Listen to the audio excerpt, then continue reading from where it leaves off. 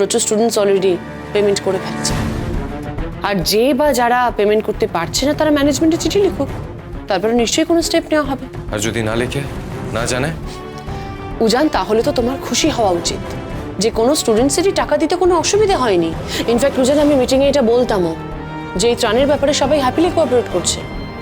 নীলিমা, সবাই নিজের প্রবলেম মুখ ফুটে বলার সুযোগ পায় না। 7 দিনের মধ্যে টাকা না দিতে পারলে তাদের কি হবে? ডাক্তারি পড়া বন্ধ হয়ে যাবে, সিম্পল।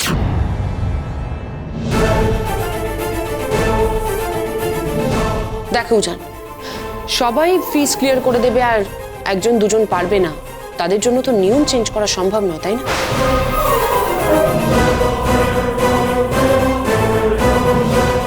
কিন্তু আমার মনে হয় তুমি একটু বেশি টেনশন করছো। রিল্যাক্স উজান, টাইম মতন সবাই ফিস ক্লিয়ার করে দেবে। আসছি।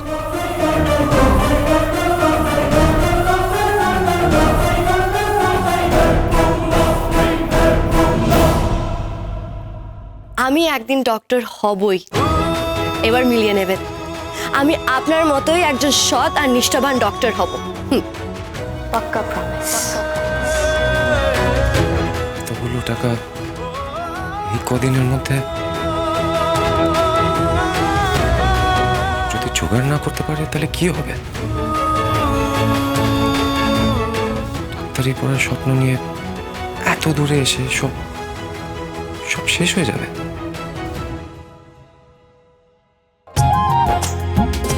যা, একটা জিনিস তো আমার জিজ্ঞেস করাই হলো না, এই কাজের অ্যাপ্লিকেশন ফর্ম আমি কোথা থেকে পাবো?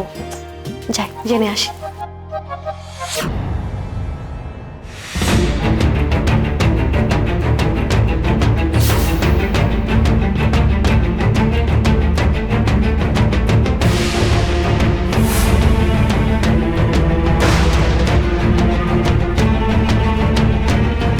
ইয়া,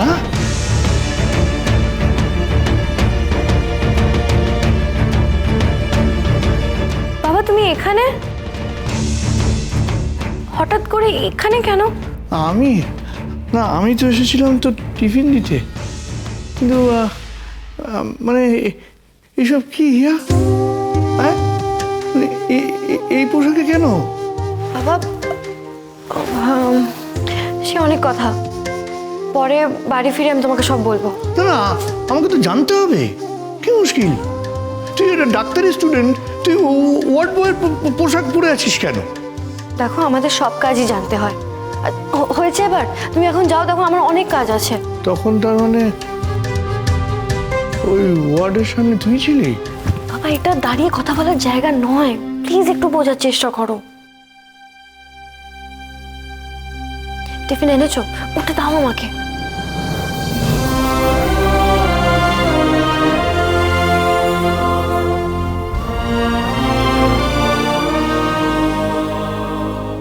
তুমি এখন যাও, আর শোনো, এখানে এরকম হুটহাট করে চলে এসো না। তুমি তো জানো এখানকার কড়াকড়ি ব্যাপারটা। বাবা প্লিজ যাও।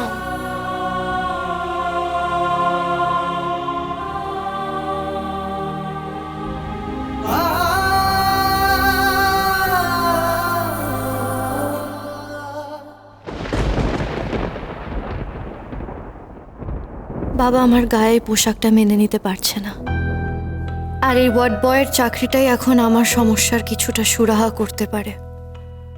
ভেবে লাভ নেই, কাজটা আমাকে করতেই হবে।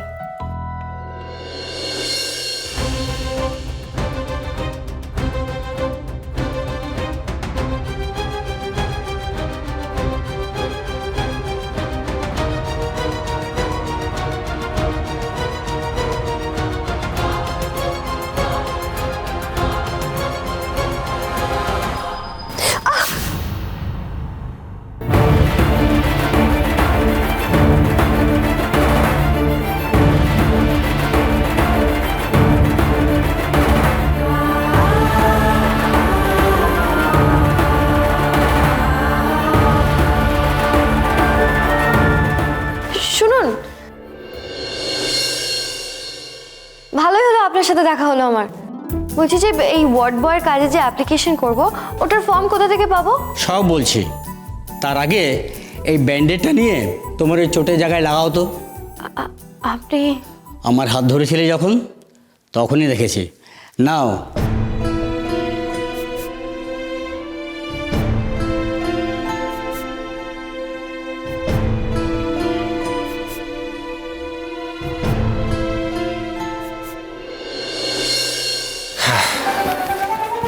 আর ব্যান্ডেড নিয়ে খুঁজে বেড়াও কোথায় গেলেন উনি।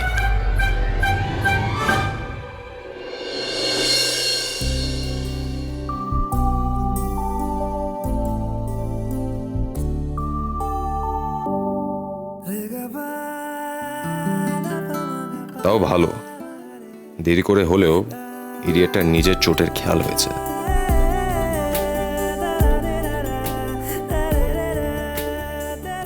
আমি ব্যান্ডেডটা না দিলে তো বোধহয় নিজে খেয়ালও করতে না। তাও তো আপনি খেয়াল করেছেন, নাহলে একটা ব্যাপার আমি খুব ভালো করে বুঝে গেছি, নিজের খেয়াল নিজেকেই রাখতে হবে। কেউ এগিয়ে এসে সাহায্য করবে সেটা আশা করাই ভুল। সত্যি বলছি, দয়া করে কেউ কিছু করুক আমার জন্য, সেটা আমি চাই না।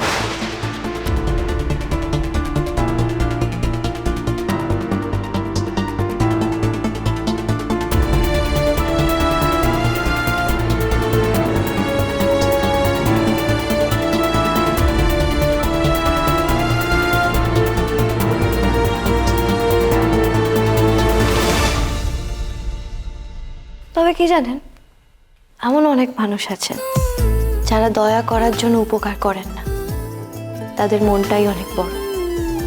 আছে? কোথায় তারা?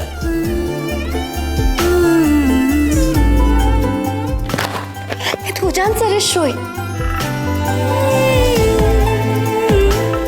আপাতত এটা রাখুন, তারপর লাইব্রেরি থেকে তুলে আমায় ফেরত দেবেন। এখানেই আছেন, কিন্তু কাউকে বুঝতে দেন না তিনি সবার থেকে আলাদা। কার কথা বলছো বলো তো তুমি? আপনি আমাকে এবার বলুন তো, কোথা থেকে গিয়ে ফর্মটা নেব? ফর্ম তো অফিস থেকেই পেয়ে যাবে, কিন্তু তার আগে খুব ভালো করে ভেবে দেখো এই কাজটা তুমি করবে কিনা। আমার ভাবা হয়ে গেছে কাকা, আমাকে এই ছোট ছোট দরজার মধ্যে দিয়ে গিয়েই বড় দরজা পেরোতে হবে। ভগবান হয়তো এটাই চান। আজকে ওয়ার্ড বয়ের পোশাক পরেছি, কিন্তু একদিন ঠিক আমি ডক্টরের এপ্রিন পরবো। এত মনের জোর যার, সে কখনো হারতে পারে না। তুমি অনেক বড় হবে মা, খুব ভালো ডাক্তার হবে একদিন। হতেই হবে কাকা, এটা আমার নিজের কাছে নিজের প্রমিস। ততদিন অবধি হয়তো আমার চাকরি থাকবে না, কিন্তু আমার খুব ইচ্ছে করবে এখান থেকে যাওয়ার আগে তোমাকে ডাক্তারের পোশাকে দেখতে। তোমার পোশাকে লেখা থাকবে ডক্টর।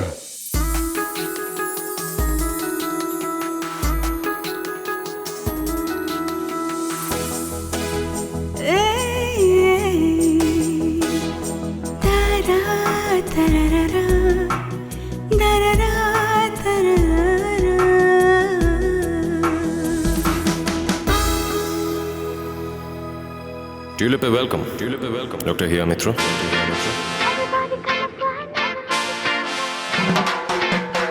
স্বপ্ন ডানা মেলে আজোড়ে মনের পাখি, চোখে আশা রঙে ভালোবাসার ছবি আঁকি।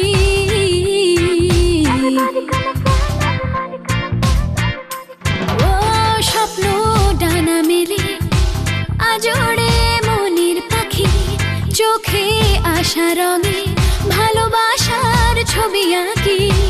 কালকে ছিল জীবন বৃষ্টি ভেজা একদিন, আজকে মনে শুধু স্বপ্নেরই রিমঝিম।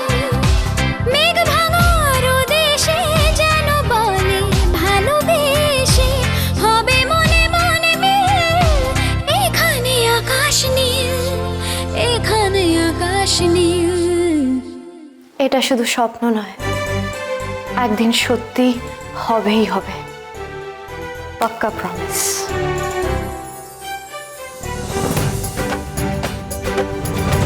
ফিজ জমা দেওয়ার ব্যাপারটা কি হলো? দেখো, তোমাকে অনেকবার বলেছি তোমার যদি কোনো প্রবলেম হয় তাহলে। পারবো না বলে কোনো কথা হয় না, তাছাড়া ঈশ্বরের ওপর আমার অগাধ বিশ্বাস। দেখো তাহলে উপর থেকে তিনি তোমার জন্য কতদূর কি করতে পারেন। এখানে আকাশ নীল, এখানে আকাশ নীল।